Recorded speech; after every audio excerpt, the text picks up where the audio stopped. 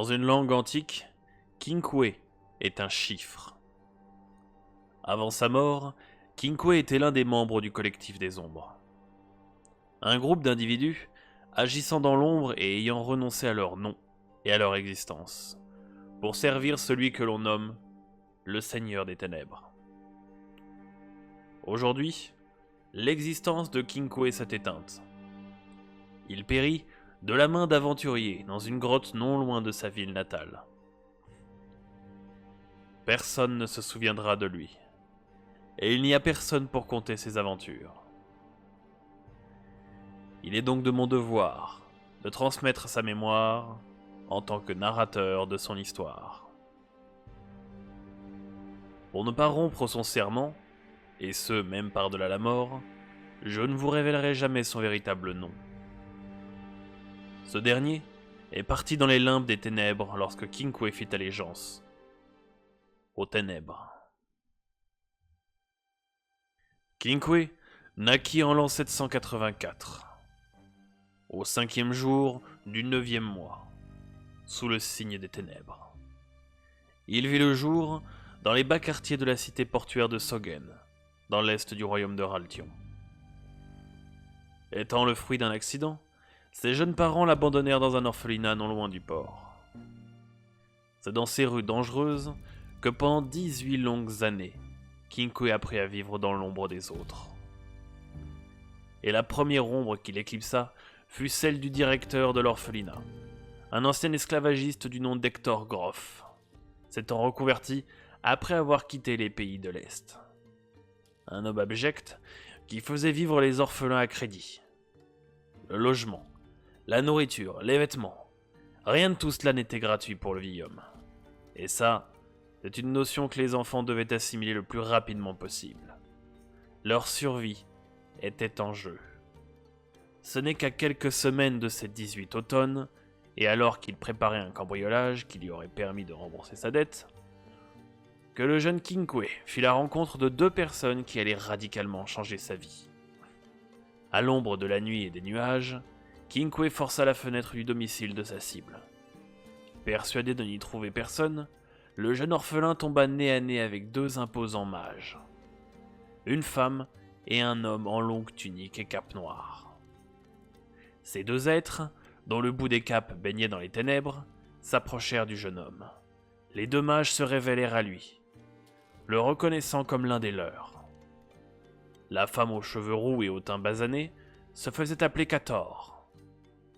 L'homme, quant à lui, un moustachu brun à la coupe en brosse, se faisait appeler Tercero. 2 étranges noms qui ne parlèrent pas au futur Kinkwe. Et pourtant, c'est sans mal que ce dernier conta sa situation aux 2 inconnus. Comprenant qu'ils avaient en face d'eux un sans-histoire, ils lui proposèrent de rejoindre leur groupe. C'est au terme d'une courte cérémonie que l'orphelin de Soggen périt à jamais, et que se leva Kinkwe du collectif des ombres. Les 14 années qui suivirent forgèrent le Kinkwe qu'Arinos et sa compagnie confrontèrent dans l'antre noir. 14 années d'entraînement à toutes les formes de combat et à la maîtrise des ténèbres. Bien que peu familier avec la magie, Kinkwe en maîtrise les bases, sans pour autant les utiliser. Ses nombreuses missions au sein du collectif l'ont amené à parcourir l'intégralité du royaume de Raltion. C'est au cours d'une de ces dites missions qu'il découvrit l'existence d'une caverne secrète, l'Antre Noir, un lieu chargé en magie des ténèbres. La plupart de ces missions venaient de Tercero, et de rares fois de Duhomme. Mais c'est au début de l'année 816 que Kinkwe se vit confier une mission capitale par Unum, le chef du collectif des ombres. Celui que l'on nomme le dévot des ténèbres. Lors de son entretien avec Unum, Kinkwe se vit rappeler le fondement de la mission du collectif des ombres. Trouver et rassembler les 6 artefacts des ténèbres, car nul autre qu'un apôtre des ténèbres n'a le droit d'en disposer. D'après les assombrisseurs, un homme résidant dans les murs de Soggen serait entré en possession des artefacts des ténèbres. La mission de Kinkwe était claire, vérifier l'information et s'emparer des artefacts. Sans poser la moindre question, Kinkwe se mit en route pour la cité qui l'avait vu naître. et qu'il l'avait vu mourir. De nombreux jours de trajet l'auront amené jusqu'aux portes qu'il l'avait quittées depuis une décennie plus tôt. Autrefois franchissant les portes vêtues de guenilles délabrées, aujourd'hui vêtues d'une lourde armure de cuir doublée de plaques. Le tout caché par l'ample cape des membres de l'ombre. Désormais à l'ombre des remparts, Kinkoé posa un regard empreint de nostalgie sur la ville. Il ressentit de nouveau le sentiment de liberté qui l'avait envahi en quittant ces murs maudits. En les regagnant, c'est un sentiment de puissance qui pénétra son corps. Attendant les faveurs de la nuit, Kinkoé fit un détour, souhaitant voir ce qu'il était advenu du lieu où il avait grandi.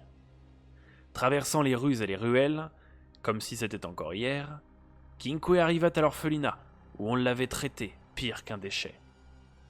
L'homme était encore là, vieux et décrépit, profitant des dernières lueurs du soleil assis sur son rocking chair, tout en sirotant un rhum des pays du Sud. Quittant sa monture, Kinkoé s'approcha du vieillard.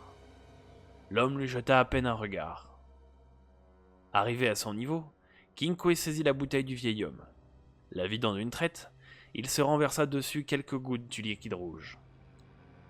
Une fois rassasié, il brisa l'épaisse bouteille sur le crâne de l'ancien esclavagiste, lui fêlant le crâne.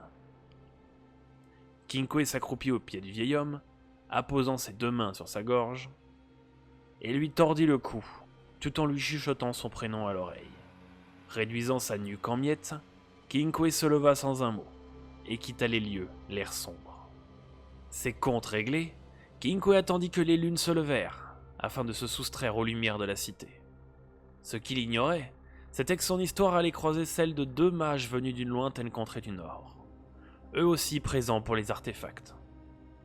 Connaissant les rues comme sa poche, Kinkoé n'eut aucun mal à trouver le repère de sa cible. Une maison bourgeoise des hauts quartiers. Sa cible était un homme d'une cinquantaine d'années, voire plus. Alors que Kinkoé trônait sur les toits depuis de longues minutes, il perçut du mouvement sur les toits à l'opposé de lui. Son expertise de l'espionnage lui permit sans mal de reconnaître la patte des espions de Miranda. Observant sa cible par la fenêtre du bâtiment, Kinkoé remarqua un étrange comportement. L'homme venait de congédier ses gardes, et quelques minutes plus tard, il ouvrit sa porte à deux mages bizarrement vêtus. Scrutant la progression des trois cibles dans le bâtiment, son œil aguerri les suivit, jusqu'à une sorte de salle d'exposition. L'homme présenta aux deux mages une hache d'une incroyable manufacture. Deux lames dont la tranche est ornée de multiples visages fantomatiques. Dans la plupart des livres d'histoire, cette hache est nommée Tartarus, la trancheuse d'âme. Ayant pu confirmer la présence d'au moins l'une de ses cibles, Kinkoé bondit de son perchoir, transperçant la fenêtre de la salle d'exposition dans un boucan infernal.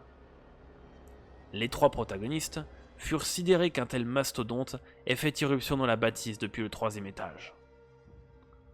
Englobant son corps dans un épais voile noir, Kinkoé réduisit la distance avec les deux sorciers.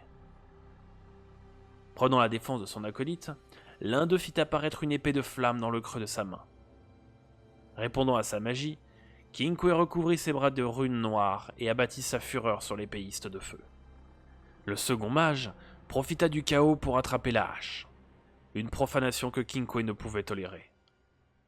Repoussant violemment son adversaire, Kinkoé apposa son énorme main sur la manche de la hache, entravant l'action du frêle mage.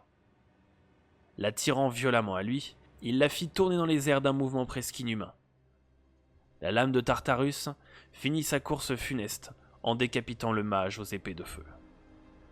Sa tête roula sur le sol, et de son torse sortit une fine lueur blanche éthérée, qui fut immédiatement aspirée par l'une des nombreuses bouches de Tartarus. La trancheuse d'âme est connue pour se nourrir des âmes de ceux qui périssent par son courroux. Profitant du chaos causé par Kinkoé, l'espionne de Miranda saisit l'occasion pour bondir à l'intérieur du bâtiment. Percutant Kinkoé de plein fouet, la hache tomba au sol. Tentant de se relever, l'espionne entrava ses jambes à l'aide d'un fouet ensorcelé. Dématérialisant son corps, Kinkoé devint une ombre, étendant ses ténèbres à toute la pièce. Il entrava ses trois ennemis, et se saisit de nouveau de Tartarus. Rematérialisant son corps, il brandit la hache vers l'espionne avant d'être interrompu par le mage.